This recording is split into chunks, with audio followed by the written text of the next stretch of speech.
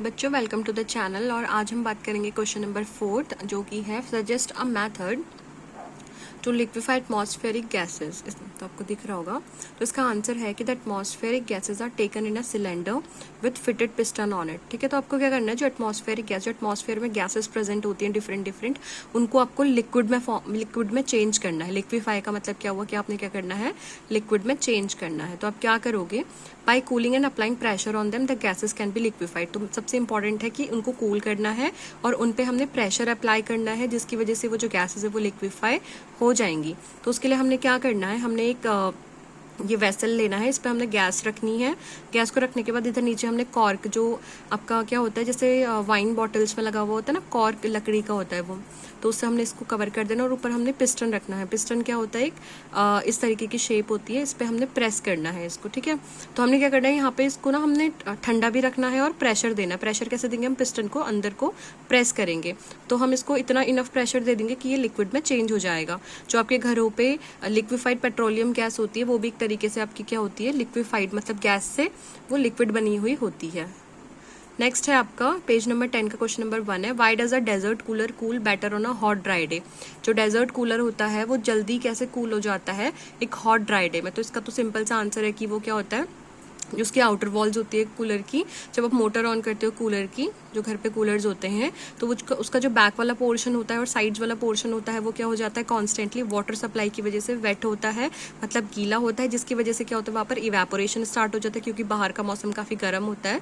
तो इवेपोरेशन आपको पता है कॉजेज कूलिंग, तो जिसकी वजह से जो हवा आ रही होती है कूलर से वो ठंडी हवा बन जाती है। तो ये बहुत ही ईजी आंसर था। नेक्स्ट है आपका क्वेश्चन नंबर 2 पेज नंबर 10 का, कि how does the water captain on earthen pot, जिसको हम मटका बोलते हैं, उसमें जो रखा हुआ पानी है वो ठंडा कैसे हो जाता है गर्मियों के दिनों में, है ना। मटके का पानी ठंडा कैसे रहता है, तो उस पर भी क्या होता है ना, जो मटका होता है आपका, उस पर छोटे छोटे छोटे छोटे बहुत सारे क्या होते हैं, पोर्स होते हैं। पोर्स मतलब छेद होते हैं जहाँ से एयर पास होती है। तो उन छेदों से क्या होता है ना, वाटर इवेपोरेट होता है। आपको पता है इवेपोरेशन कॉजेज कूलिंग, तो उसकी वजह से क्या होता है आपका, उसका जो सरफेस होता है वो ठंडा हो जाता है, जिसकी वजह से जो पानी होता है उसके अंदर वो क्या रहता है आपका, ठंडा रहता है। तो इसको अगर आपको लिखना होगा तो आप कैसे लिखोगे कि जो अर्दन पॉट्स होते हैं is porous with lot of pores, मतलब पोरस मतलब उस पर गैप होते हैं बहुत सारे। द वाटर, ठीक है, oozes out through these pores, इन पोर्स से पानी बाहर आता है, जिसकी वजह से वो क्या होता है, इवेपोरेट होता है और सरफेस क्या बन जाती है, ठंडी बन जाती है। ठीक है, तो आप लिखोगे pores, water get evaporated at the surface of the pot, thereby causing cooling effect. This makes the pot cold and the water inside the pot cools by this process. Next question है question number 3, why does our palm feel cold when we put some acetone और petrol और perfume on it. ठीक है, ये question, palm मतलब होता है हथेली। जब आप हथेली पे क्या रखते हो, एसीटोन एक आपका केमिकल होता है, पेट्रोल और परफ्यूम अगर आप डालते हो तो वो ठंडा ठंडा फील क्यों होता है। इसका बेस्ट एग्जांपल है जब आप सैनिटाइजर लगाते हो ना हाथों पे, तो क्या होता है, वो भी क्या होता है आपका ठंडा ठंडा फील करता है। Acetone is a type of, मतलब जो आपका सैनिटाइजर्स होते हैं उनमें भी एसीटोन्स वगैरह होते हैं। ठीक है, तो इसका आंसर है कि जो एसीटोन, पेट्रोल या परफ्यूम होते हैं ये इवेपोरेट हो जाते हैं एकदम खुलते ही। पेट्रोल भी उड़ जाता है, पानी मतलब परफ्यूम भी उड़ जाती है, और आपका जो भी सैनिटाइजर वगैरह आप हाथ पे लगाते हो बिना वॉश करे क्या होता है वो उड़ जाता है। तो जिसकी वजह से क्या होता है, इवेपोरेशन होता है। और आपको पता है evaporation causes cooling sensation on our hands. Next question है question number 4, why are we able to sip hot tea और milk faster from a saucer rather than a cup. एक प्लेट से ज़्यादा हम एक कप से मतलब प्लेट में इजीली हम क्या कर लेते हैं, पी लेते हैं, लेकिन कप में नहीं पी पाते। इसका भी रीज़न है कि जितनी ज़्यादा सरफेस एरिया होती है उतना ज़्यादा इवेपोरेशन होता है। Evaporation causes cooling. तो जो भी आपकी हॉट टी या मिल्क रखा हुआ है, अगर आपने एक प्लेट में या सॉसर जिसको बोलते हैं उस पर रखा हुआ है, तो वहाँ पर क्या होगा, इवेपोरेशन ज़्यादा होगा, जिसकी वजह से वो सरफेस एरिया ठंडी हो जाएगी और वहाँ से कूलिंग हो जाएगी। तो इसका रीज़न है कि tea in the saucer has larger surface area than in a cup. The rate of evaporation, rate मतलब जितने टाइम के साथ इवेपोरेशन हो रहा है, जल्दी या देर में, is faster with increase surface area. जितना ज़्यादा सरफेस एरिया होगा उतना ज़्यादा इवेपोरेशन होगा। The cooling of tea in saucer takes place sooner than in cup. Cup से ज़्यादा सॉसर, ये जो प्लेट्स होती हैं उस पर क्या होता है आपका, कूलिंग जल्दी होती है because of larger surface area. Hence we are able to sip hot tea और milk faster from a saucer rather than a cup. Cup से ज़्यादा हम सॉसर में ईजिली सिप कर लेते हैं। What type of cloth would we wear in summer? Yes, we wear those type of clothes which can absorb a lot of water and which has pores which can the sweat can easily evaporate and we have the sensation of cooling. तो we should wear light coloured cotton clothes. हमें हल्के colour के cotton clothes पहनने चाहिए, because light colour मतलब हल्का colour reflects more heat. वो heat को क्या करता है, जैसे हीट पड़ी और वो बाउंस बैक हो जाती है आपके कपड़ों से. Cotton clothes because it has, cotton पहनने चाहिए क्योंकि उसके उसमें पोर्स होते हैं, मतलब छेद होते हैं उन कपड़ों में, विच एब्जॉर्ब स्वेट, जो कि पसीना सोखते हैं और अलाउ करते हैं sweat to evaporate faster, thereby giving cooling effect. तो इसलिए हमें क्या लगता है, कॉटन के कपड़े पहन के ठंडक महसूस होती है. नेक्स्ट क्वेश्चन है convert the following temperature to Celsius scale. मैंने आपको बोला था अगर आपको सेल्सियस में कन्वर्ट करना है कैल्विन से, तो आपको क्या करना होता है, 273 माइनस करना होता है.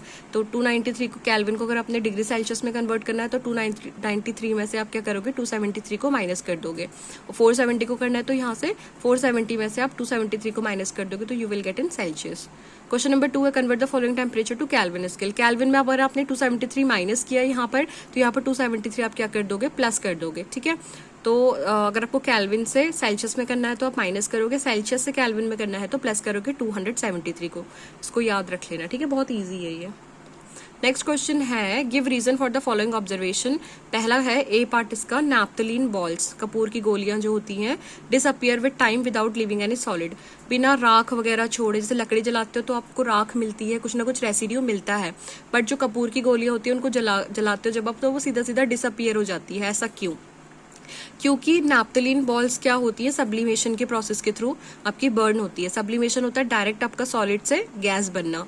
ठीक है, तो naphthalene ball disappear with time, है ना, without leaving any solid, because naphthalene ball sublime and directly changes into vapour state without leaving any solid.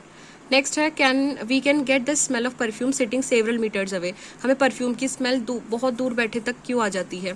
इसका भी रीज़न यही है कि जो गैसेज होती है उनकी ज़्यादा काइनेटिक एनर्जी होती है. काइनेटिक एनर्जी ज़्यादा होने के कारण वो बहुत फास्टली क्या करते हैं, ट्रैवल करते हैं और ईजिली उड़ जाते हैं. ठीक है, तो we can get the smell of perfume sitting several metre away because perfume contain volatile solvent. वो ऐसा सॉल्वेंट, ऐसे उसमें मैटर प्रेजेंट होता है कि जो उड़ता है, वॉलेटाइल मतलब उड़ने वाला, और डिफ्यूज हो जाता है हवा में फास्टर. डिफ्यूज मतलब घुलना, जिसकी वजह से क्या होता है, वो दूर बैठे हुए इंसान को भी परफ्यूम की खुशबू आ जाती है. जैसे फोर्थ क्वेश्चन है arrange the following substances in increasing order of forces of attraction between the particle water, sugar and oxygen. तो वाटर, शुगर और ऑक्सीजन को आपने क्या करना है, इंक्रीजिंग ऑर्डर में अरेंज करना है उनके फोर्स ऑफ अट्रैक्शन. तो सबसे कम फोर्स गैस में होती है, तो ऑक्सीजन इज अ गैस, तो सबसे पहले गैस होगा, फिर लिक्विड में होती है तो वाटर, फिर सॉलिड में होती है तो शुगर. क्वेश्चन नंबर 5 है what is the physical state of water at 25 degree Celsius में. पानी का क्या होगा, लिक्विड होगा. 0 पर क्या होगा, आइस होगा. और 100 पर क्या होगा, ये गैस होगा. बहुत इजी क्वेश्चन है ये. Give 2 reason to just. Room temperature पर पानी आपका क्या होता है, लिक्विड. तो इसका रीजन क्या है, क्योंकि रूम टेम्परेचर क्या होता है, 100 डिग्री सेल्सियस से कम होता है और 0 डिग्री से ज़्यादा होता है, तो वो लिक्विड फेज में रहता है, इसलिए वो लिक्विड होता है. क्योंकि water at room temperature is the liquid because it's freezing point is 0 degree Celsius, क्योंकि रूम टेम्परेचर इज 30 डिग्री और बॉइलिंग पॉइंट होता है 100 डिग्री. तो 100 डिग्री पर वाटर बॉयल होगा तो गैस होगा, 0 डिग्री पर हमारा सॉलिड होगा, क्योंकि यहाँ पर क्या होता है, फ्रीजिंग पॉइंट है. क्योंकि हमारा रूम टेम्परेचर 30 होता है इसलिए ये लिक्विड होता है. एन आयरन अलमीरा is a solid at room temperature. जो आपके घरों में लोहे की अलमारियां हैं वो सॉलिड होती है रूम टेम्परेचर पर. इसका रीजन यही है कि जो आपका लोहा होता है, आयरन, उसका जो भी टेम्परेचर होता है मेल्टिंग और बॉइलिंग, वो बहुत हाई होता है, तो उसको अचीव करना बहुत मुश्किल है रूम टेम्परेचर पे, इसलिए वो सॉलिड होता है. तो इसका आंसर आप लिखोगे एन आयरन अलमीरा is a solid at room temperature because melting point of iron is higher than room temperature. Next is why is ice at 273 Kelvin more effective in cooling than water in the same temperature. Ice से ज़्यादा effective ठंडा करने के लिए ये क्यों होता है? देखो इसका आंसर बहुत ही सेंसिटिव है, मतलब कि बहुत अच्छा है, इसको आप ध्यान से सुनिएगा. कि जो आइस होती है 273 केल्विन पर, वो क्या करेगी, ज़्यादा हीट एब्जॉर्ब करेगी. ठीक है, जिसको आप लेटेंट हीट बोलोगे, from the medium to cover the fusion to become water. Water को मतलब कि आइस से वाटर बनने में वो ज्यादा हीट क्या करेगी, कंज्यूम करेगी. Hence the cooling effect of ice is more than the water at same temperature because water does not absorb this extra heat from the medium. क्योंकि वाटर तो ऑलरेडी वाटर है, तो उसको वाटर बनने में कोई भी हीट लेनी नहीं पड़ेगी. क्वेश्चन नंबर 8 है what produces more severe Burns, boiling water और स्टीम. भाप और पानी में से, खौलते हुए पानी और भाप में से कौन ज्यादा आपके हाथों में जलन करेगा? तो इसका आंसर है कि स्टीम करेगी, क्योंकि स्टीम फिर से क्या लेगी, एक एक्स्ट्रा हीट लेगी एटमॉस्फेयर से, क्या बनने में, गैस बनने के लिए. तो इसी हिडन हीट को हम लेटेंट हीट बोलते हैं. तो steam at 100 degree will produce more severe burn as extra heat is hidden in it called latent heat, whereas the boiling water does not have this hidden heat.